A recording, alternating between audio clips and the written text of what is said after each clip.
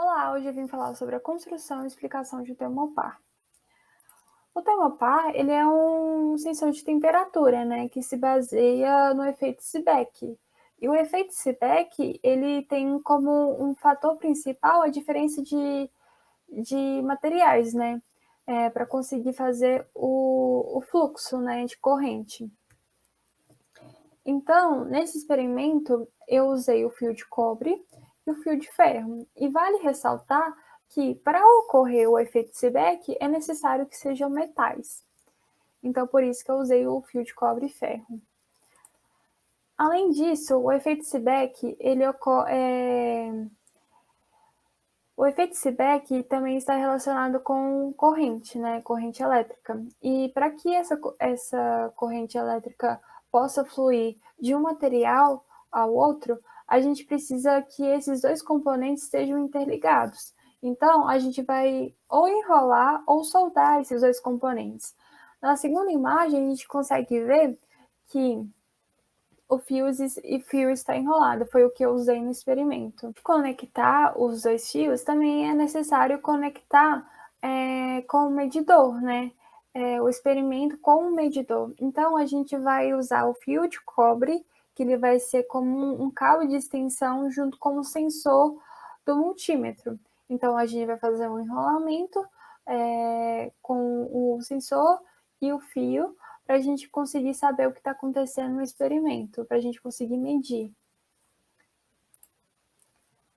Além disso, a gente precisa também de diferenças de temperaturas, então por isso que a gente vai usar água com gelo e água fervente para a gente conseguir fazer com que o elétron saia de um ponto a outro, porque vale ressaltar que o elétron ele sai do lugar mais quente e vai para o lugar mais frio.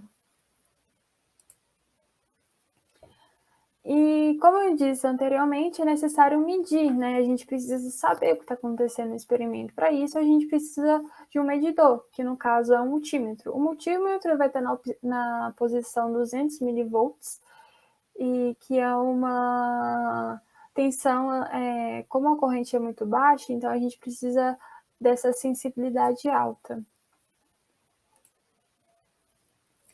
E como a gente consegue ver, que eu dei enfoque tanto no 1 quanto no 2, nessas duas bolinhas, a gente vê a conexão, né, que eu tinha comentado, a necessidade dos materiais estarem conectados juntos e enrolados. Então, por isso que eu dei um enfoque tanto no 1 quanto no 2. Aqui a gente consegue ver a relação entre as duas temperaturas. A relação entre as duas temperaturas que quanto maior a diferença, quanto maior a temperatura, maior será a corrente. Então, as duas são diretamente proporcionais. E, além disso, essa corrente que está sendo gerada, ela vai ser medida pelo... Essa corrente não, essa tensão que está sendo gerada, ela vai ser medida pelo multímetro. Agora, a gente vai analisar o experimento em si. O que está acontecendo aqui? A gente tem duas fontes, tem uma fonte de calor e uma que está que está absorvendo esse calor. Então, no caso, o pote de água quente está fornecendo calor e o pote de água fria está absorvendo esse calor. Então, o elétron está saindo da esquerda para a direita. E nesse experimento a gente consegue ver que tem o cabo de ferro, né, que ele está enrolado com um fio de cobre. E vale ressaltar que o fio de cobre está desempenhando duas funções, que é de cabo de extensão, que é conectando o experimento com o multímetro, e também está fazendo o efeito Seebeck acontecer, porque ele está fazendo um contraponto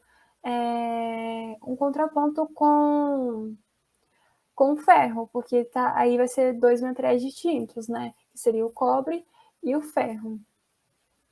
E como está tendo essa diferença de temperatura, a gente consegue obter uma corrente, que a gente está vendo ali, uma corrente não, uma tensão, né?